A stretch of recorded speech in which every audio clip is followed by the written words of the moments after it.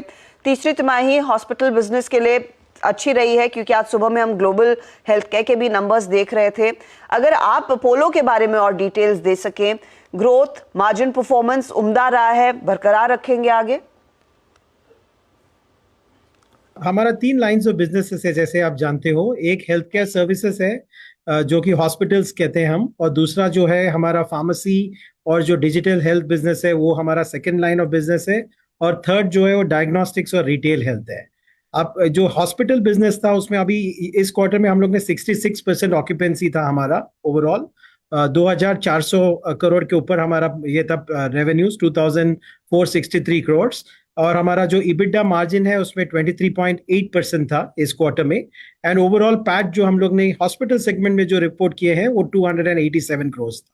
तो ओवरऑल हमारा जो नया हॉस्पिटल्स है वो बहुत अच्छे कर रहे हैं। एंड उसमें हमारा ऑक्यूपेंसी 67% था। ओवरऑल जब 66% था उसमें से नए हॉस्पिटल्स 67% और मैच्योर हॉस्पिटल्स जो है वो 64% का था। तो overall the growth has been good in the hospitals business. Sir exactly Q3 में ऑक्यूपेंसी रेट कैसे रहे, और Q4 और इनफैक्ट अगले 2 क्वार्टर्स के लिए क्या अनुमान है ऑक्यूपेंसी रेट्स को लेकर? हमारा जो फोकस है वो 70% ऑक्यूपेंसी का है ओवर द नेक्स्ट 4 क्वार्टर्स।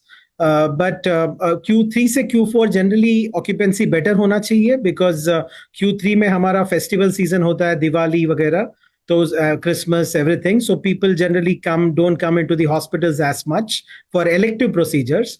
वो जनरली Q4 में बेटर होता है साइक्लिकली। तो we are hoping that Q4 should be better, and going into the next year, over the next 3-4 quarters हमारा टारगेट 70% ऑक्यूपेंसी का है हॉस्पिटल्स में। अच्छा, एक स्पेस जहां पर आपका ओमनी प्रेजेंस है, एक तो फार्मेसी बिजनेस, ऑनलाइन ऑफलाइन दोनों, किस तरह का ट्रैक्शन देखने को मिला है वहां?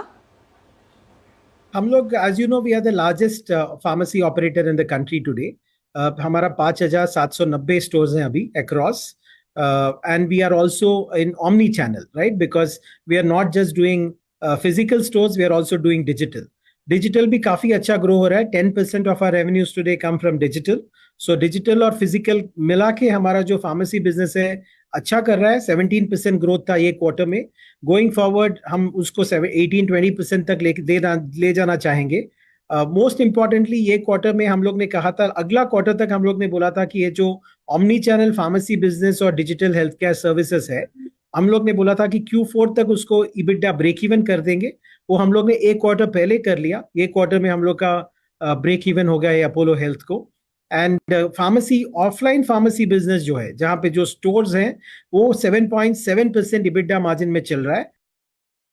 सर एग्जैक्टली FY25 में जो कैपेक्स है वो क्या है, कैपेक्स की फिगर, और कितने वेरिएशन होंगे FY25 में?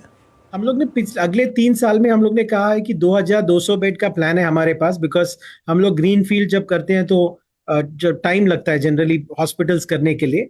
तीन साल में 2200 बेड्स ऐड करेंगे। 3400 से 500 करोड़ की ओवरऑल कैपेक्स है हमारी।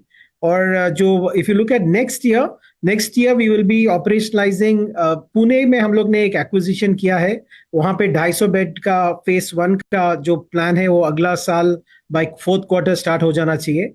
हैदराबाद में एक हॉस्पिटल है जो एसेट लाइट मॉडल में हम कर रहे हैं, जहां पे लीज हॉस्पिटल है, और एक बैंगलोर में करेंगे। तो हमारा across the 3 years 700 odd beds हम लोग ऐड करेंगे। So that's the way that we will look at it. Next 3 years approximately 2200 beds equally spread across the next 3 years. That's the way we are looking at it now. Looking at newer geographies as well as deeper presence in metros, NCR और बॉम्बे भी हम देख रहे हैं।